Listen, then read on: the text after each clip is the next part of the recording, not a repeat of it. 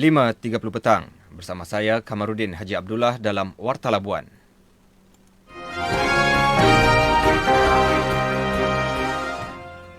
Assalamualaikum dan salam sejahtera. Sari berita utama.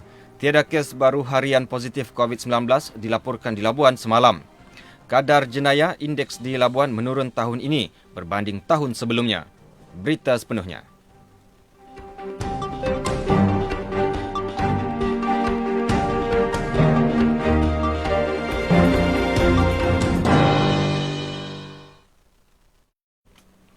Perkembangan semasa COVID-19 di Labuan. Tiada pertambahan kes baharu harian positif COVID-19 direkodkan di Labuan semalam, menjadikan jumlah keseluruhan kes positif dilaporkan di pulau ini sebanyak 1,636 kes. Dalam pada itu, kali terakhir Labuan tidak mencatatkan kes baharu harian pada 9 Disember lepas. Selain itu, 5 kluster sedia ada masih aktif keboleh jangkitan penularan wabak itu dan sentiasa dipantau oleh pihak Jabatan Kesihatan Labuan. Walau bagaimanapun, terdapat 18 kes sembuh baharu dilaporkan semalam di Labuan. Tiada kes kematian baharu dilaporkan dan kekal 9 kes. Semangat kerja berpasukan dan semangat kekitaan yang terjalin dalam kalangan anggota perlu diteruskan pada masa akan datang. Selain itu, kerjasama bersama pengamal media memberikan impak positif dalam menyalurkan maklumat kepada awam. Amanat itu disampaikan bekas Ketua Polis Labuan, Superintendent Muhammad Farid Ahmad dalam satu majlis serah tugas kepada pemangku Ketua Polis Labuan, Deputi Superintendent Muhammad Ibrahim Muhammad Ghani. Ia disaksikan oleh Pesuruhjaya Polis Sabah, Datu Hazani Ghazali yang telah berlangsung di Ibu Pejabat Polis IPD Labuan. Sementara itu, dalam ucapan Deputi Superintendent Muhammad Ibrahim, beliau menyatakan sepanjang Superintendent Muhammad Farid memulakan tugas pada tahun 2018, banyak penambahbaikan terhasil melalui gerak kerja yang berkesan dalam menyedarkan awam berkenaan pematuhan undang-undang. Selain itu, di bawah kepimpinannya, turut berjaya menurunkan kadar jenayah pada tahun kedua menjadi Ketua Polis, iaitu kepada 12.8% berbanding 5.62% pada tahun sebelumnya. Di samping itu, hubungan kerjasama positif antara pelbagai pihak dan agensi dalam menyalur dan membangkit kesedaran jenayah di Labuan menjadikan beliau antara tokoh yang disegani di dalam dan luar negeri. Kadar jenayah indeks di Labuan menurun dengan hanya 180 kes direkodkan tahun ini berbanding 270 kes pada tahun sebelumnya. Pesuruhjaya Polis Sabah, Datu Hazani Ghazali berkata, bagi memastikan jenayah di dua buah negeri iaitu Sabah dan Labuan sentiasa terkawal, pihaknya menumpukan operasi kepada aktiviti penyeludupan. Untuk itu, pihaknya telah mengenal pasti operasi penyeludupan minuman keras dan rokok dari Labuan yang diedarkan di kawasan pendalaman dan pantai barat Sabah serta penyeludupan barangan kontraban dari luar negara di pantai timur negeri berkenaan. Memang saya di peringkat IPK, saya telah mengenal pasti ada 3 sindiket utama yang menjalankan pengoperasian. Dan minggu lepas, kita telah menumpahkan satu sindiket di peringkat IPK. Memang kita telah kenal pasti. Begitu juga di Pantai Timur, kita kenal pasti sindiket-sindiket yang menjalankan penyeludupan. Kita tunggu masa yang nak ambil tindakan yang sewajarnya kepada sindiket-sindiket yang sekian lama telah beroperasi. Beliau berkata demikian ketika ditemui pemberita di Labuan. Tambahnya, peraturan baharu turut menyaksikan semua jenis rokok dikenakan cukai di pulau atau zon bebas cukai yang berkuasa bermula 1 Januari 2021. Ia sekaligus akan menyekat kegiatan penyeludupan rokok namun tidak menangani isu penyeludupan minuman beralkohol ke tanah besar di Sabah, Sarawak dan Brunei.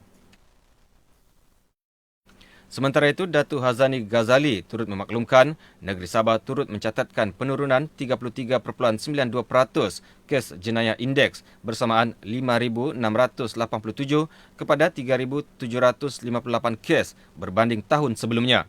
Menurutnya, ia adalah susulan pematuhan terhadap dasar kerajaan untuk mengurangkan aktiviti luar rumah bagi mengelak jangkitan pandemik COVID-19. Tapi kita jangka selepas COVID ni selesai, pandemik ni dah curve dah landai, kita menjangkakan jenayah akan meningkat kembali. Because dengan keadaan ekonomi, because COVID yang berlaku dan sebagainya. Tambahnya, meski cabaran COVID-19 sejak Mac, anggotanya terus bertekad cemerlang dalam pelaksanaan tugas dengan mengawal kadar jenayah dengan efektif. Jom iklan di Labuan FM. Anda ingin iklankan produk, perkhidmatan dan program Anda dengan pakej harga ideal dan iklan menarik? Hubungi 087 424216 untuk maklumat lanjut dan tempahan. Tertakluk, terma dan syarat. Berita ini disiarkan dari bahagian Berita Ehwal Semasa RTM Labuan. Sorotan Imbauan 2020. Berikut antara program yang berlangsung pada April hingga Jun tahun ini. Susulan penularan wabak COVID-19 di negara ini khususnya di Labuan, pihak kerajaan telah menguatkuasakan Perintah Kawalan Pergerakan PKP bagi memutuskan rangkaian penularan wabak berkenaan. Oleh itu, pelbagai pihak khususnya kerajaan menerusi Jawatan Kuasa Pengurusan Bencana Daerah JPBD Labuan menyalurkan bantuan kit makanan kepada masyarakat yang terkesan dengan wabak itu. Selain itu, JPBD Labuan telah mengambil inisiatif mewujudkan pusat kuarantin baharu yang ditempatkan di Pusat Giat Mara Labuan. Dalam pada itu, turut dikuatkuasakan Sekatan Jalan Raya SJR ketika PKP dikuatkuasakan yang dilaksanakan oleh Polis Labuan. Pada 24 April bersamaan 1 Ramadan, suasana menyambut bulan berkenaan disurami dengan penularan wabak itu ketika seluruh umat Islam di Labuan menunaikan ibadah puasa. Di samping itu, umat Islam tidak dapat menunaikan solat sunat tarawih di masjid dan surau. Walau bagaimanapun, pihak petugas barisan hadapan terus melaksanakan tugas hakiki bagi mengekang penularan wabak itu. Atas usaha yang dilakukan, Kementerian Wilayah melalui Perbadanan Labuan mengadakan kempen Light Hit Blue bagi menyokong usaha keras yang dilakukan para petugas di pulau ini.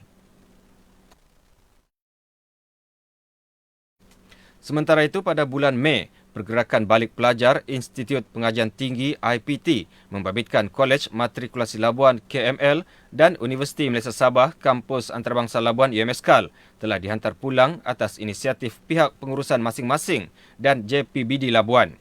Susulan penularan COVID-19 dapat dikawal, Labuan telah dikuatkuasakan Perintah Kawalan Pergerakan Bersyarat PKPB. Beberapa prosedur operasi standard SOP telah diberi kelonggaran terutama dalam sektor ekonomi di pulau ini. Namun demikian, pihak penguatkuasa terus melakukan pemantauan agar masyarakat setempat terus mematuhi SOP PKPB. Menjelang sambutan bulan Syawal, seluruh umat Islam di pulau ini menyambut perayaan itu dalam norma baharu secara sederhana. Selain itu, perayaan Pesta Kaamatan dan Hari Gawai juga turut disambut secara sederhana. Pada bulan Jun, Menteri Wilayah Persekutuan Tan Sri Anwar Musa melakukan lawatan kerja rasmi ke Labuan dan hadir di beberapa majlis rasmi. Antaranya, penyampaian watikah lantikan Majlis Perwakilan Penduduk MPP, lawatan ke pusat PKOB Labuan serta melawat beberapa tapak projek. Pada 10 Jun, kerajaan telah mengumumkan Perintah Kawalan Pergerakan Pemulihan PKPP.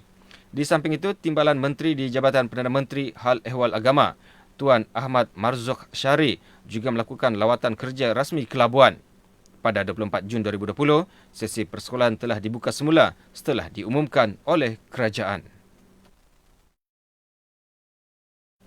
Berikut laporan keadaan cuaca bagi kawasan Labuan sehingga pukul 8 pagi esok.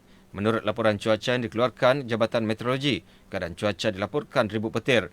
Sementara keadaan angin dari arah selatan bertiup selaju 10 hingga 20 km sejam dan laut berombak setinggi 1.5 meter.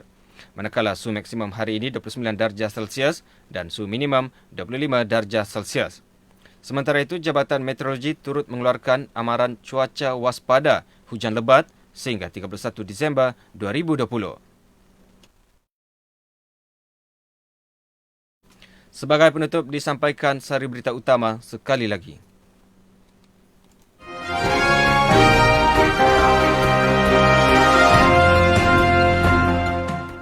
Tiada kes baru harian positif COVID-19 dilaporkan di Labuan semalam.